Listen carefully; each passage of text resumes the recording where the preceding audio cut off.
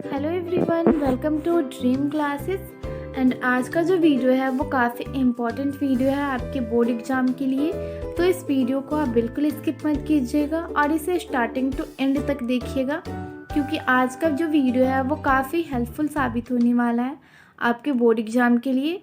तो आज हम जितने सारे क्वेश्चंस के बारे में आपसे डिस्कस करेंगे उन सभी को अपनी नोटबुक में अच्छे से नोट करते चलिएगा, क्योंकि इन्हीं सारे क्वेश्चंस में से आपके बोर्ड एग्ज़ाम में पूछे जाएंगे। तो इसे इग्नोर बिल्कुल नहीं करना है।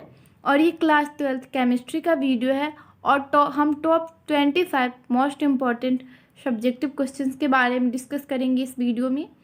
तो इसे अंत तक ज़रूर देखिएगा। तो चलिए आगे देखते हैं।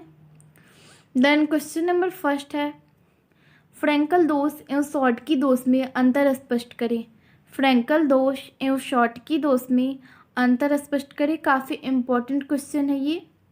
फ्रैंकल दोष एवं शॉर्ट की दोष में अंतर स्पष्ट करिए।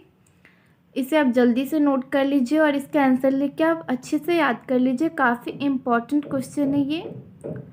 शॉर्ट फ्रैंकल दोष एवं शॉर्ट की दोष में अंतर स्पष्ट करें। काफ़ी इम्पोर्टेंट क्वेश्चन है।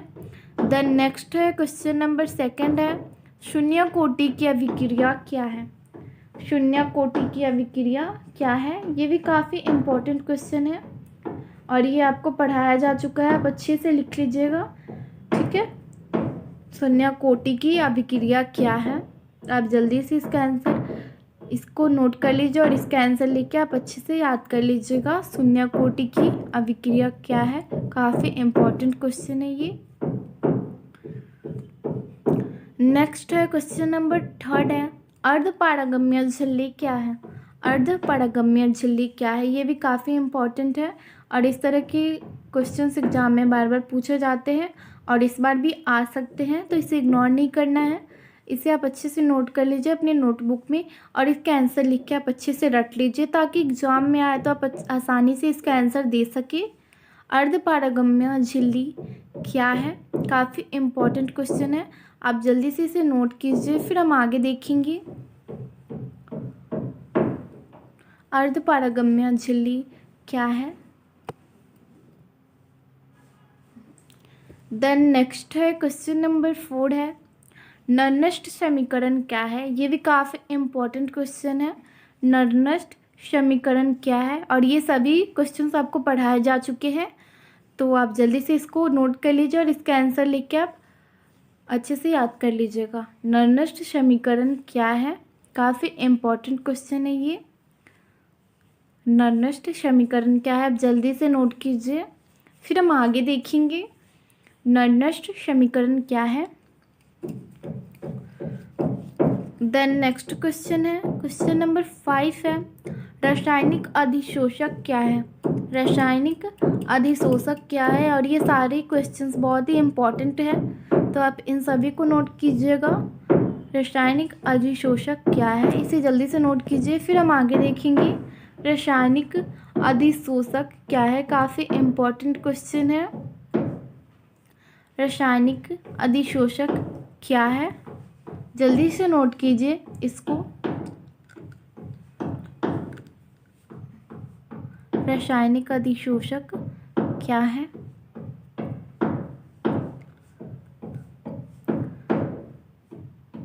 अगला है क्वेश्चन नंबर 6 है, भौतिक अधिशोषण तथा रासायनिक अधिशोषक में अंतर स्पष्ट करें।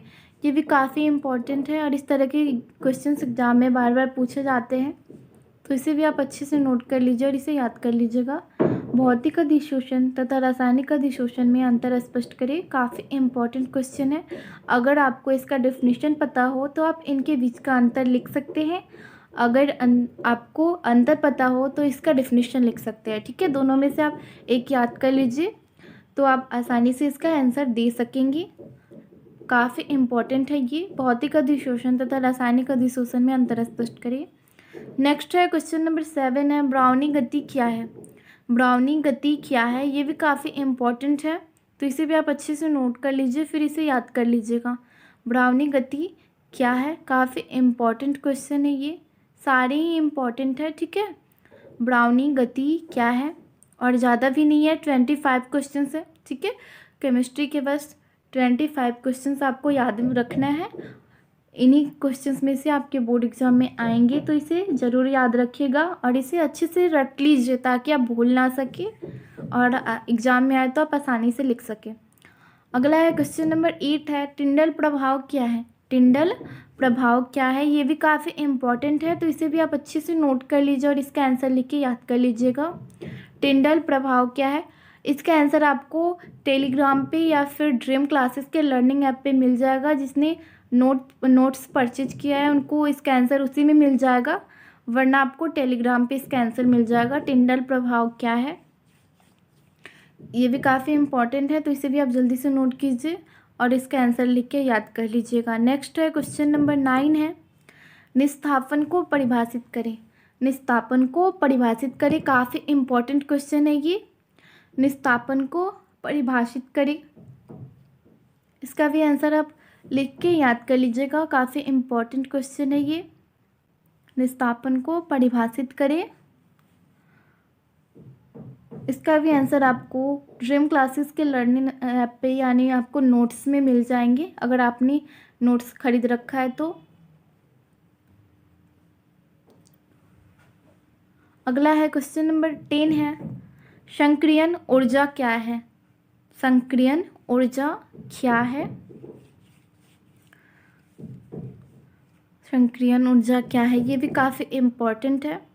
और अगर आपने टेलीग्राम को इंस्टॉल नहीं कर रखा है तो आप जाके इंस्टॉल कर लीजिए और ड्रीम क्लासेस टेलीग्राम पे सर्च कीजिएगा, आपको ड्रीम क्लासेस मिल जाएगा और उस पर आपको इसके आंसर भी मिल जाएंगे। ठीक है, तो आप आपको टेलीग्राम का लिंक डिस्क्रिप्शन बॉक्स में मिल जाएगा, तो आप वहाँ से जाके डाउनलोड कर लीजिए उसको।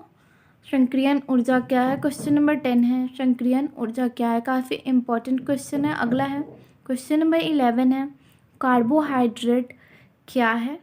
कार्बोहाइड्रेट क्या है, इसे भी आप जल्दी से नोट कीजिए, फिर हम आगे देखेंगे, काफ़ी इम्पोर्टेंट क्वेश्चन है।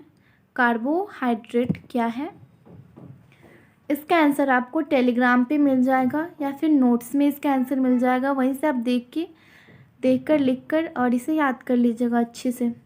कार्बोहाइड्रेट क्या है, अगर आपने टेलीग्राम को ज्वाइन नहीं कर रखा है तो आप जाके टेलीग्राम पे सर्च कीजिए ड्रीम क्लासेस, वहाँ पे आपको ड्रीम क्लासेस मिल जाएगा और उसे ज्वाइन कीजिए और वहाँ पे आपको इसके आंसर मिल जाएंगे।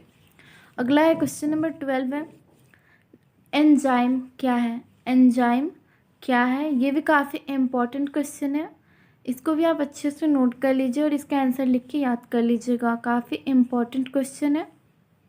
एंजाइम क्या है, एंजाइम क्या है, काफ़ी इम्पॉर्टेंट क्वेश्चन है ये।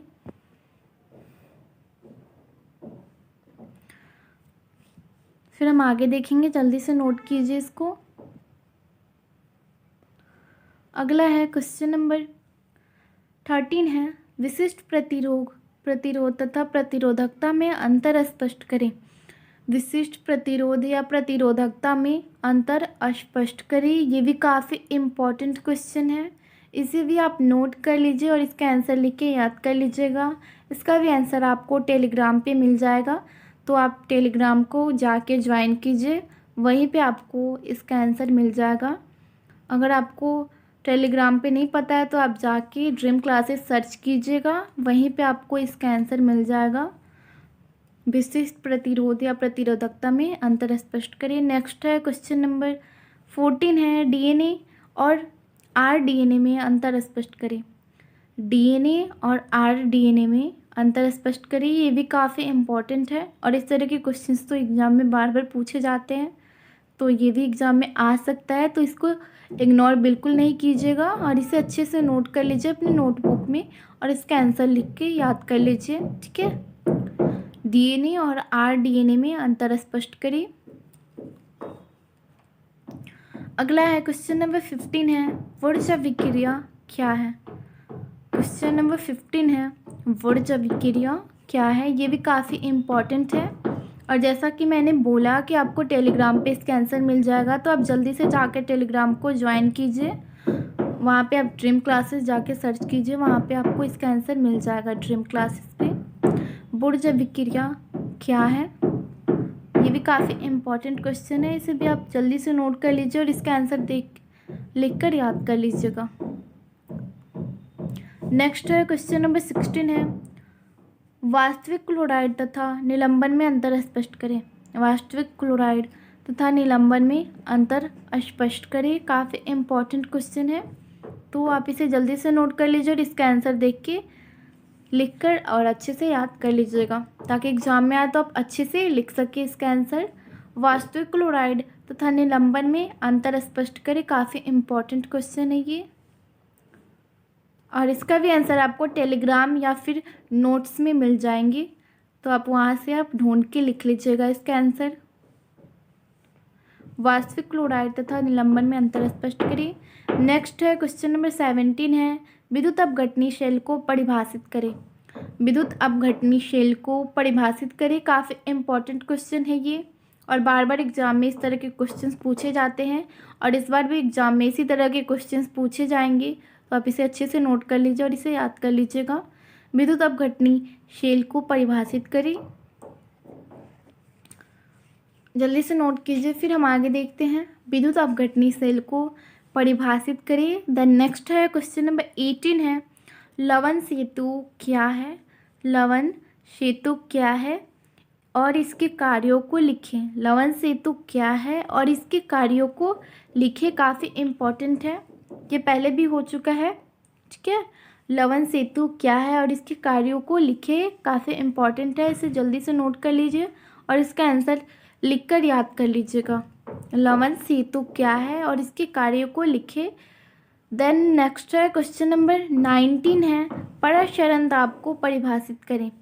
पराशरण दाब को परिभाषित करें, ये भी काफ़ी इम्पोर्टेंट है, और इसका भी आंसर आपको टेलीग्राम पे मिल जाएगा।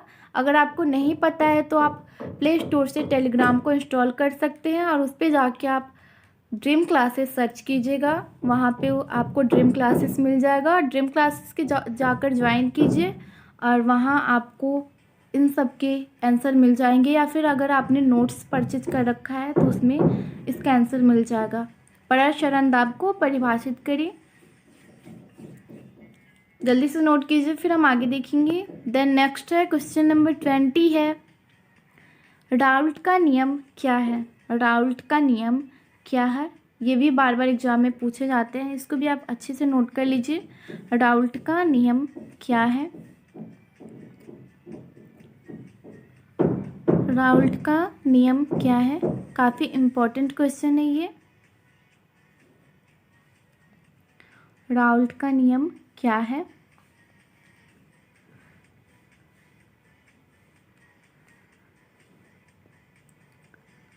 देन नेक्स्ट है क्वेश्चन नंबर 21 है, मानक इलेक्ट्रोड विभव क्या है। मानक इलेक्ट्रोड विभव क्या है। मानक इलेक्ट्रोड विभव क्या है, इसे जल्दी से नोट कीजिए, फिर हम आगे देखते हैं। काफ़ी इम्पोर्टेंट क्वेश्चन है ये, मानक इलेक्ट्रोड विभव क्या है। जल्दी से आप नोट कीजिए अपने नोटबुक में, फिर हम अगला देखेंगे।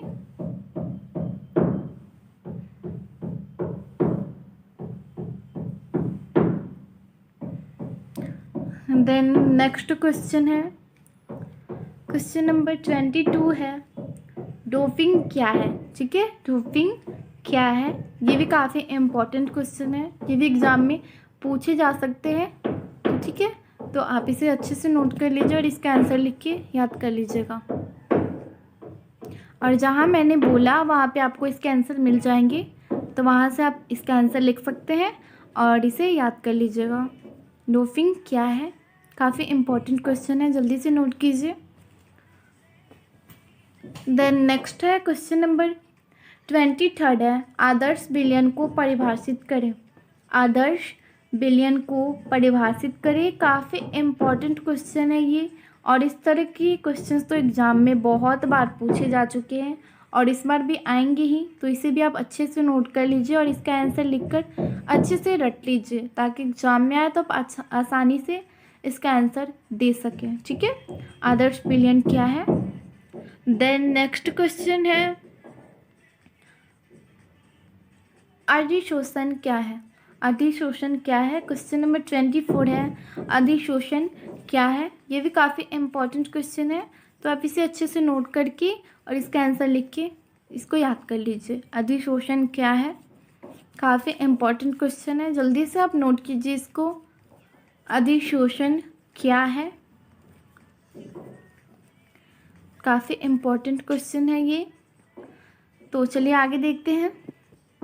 देन क्वेश्चन नंबर 25 है अनुसंख्या गुणधर्म क्या है। अनुसंख्या गुणधर्म क्या है, ये भी काफ़ी इम्पॉर्टेंट है, इसका भी आंसर आप लिख के याद कर लीजिएगा। काफ़ी इम्पॉर्टेंट क्वेश्चन है। ये सारे क्वेश्चंस बहुत ही इम्पॉर्टेंट है और इन सारे क्वेश्चंस में से आपके बोर्ड एग्जाम में आएंगे ही, ठीक है। तो इसे इग्नोर नहीं कीजिएगा और इसे अच्छे से याद कर लीजिए ताकि एग्जाम में आए तो आप आसानी से इसका आंसर दे सके, ठीक है। अनुसंख्या गुणधर्म क्या है। तो आज का वीडियो बस यहीं तक था। Thanks for watching this video and don't forget to like share and subscribe. Bye guys.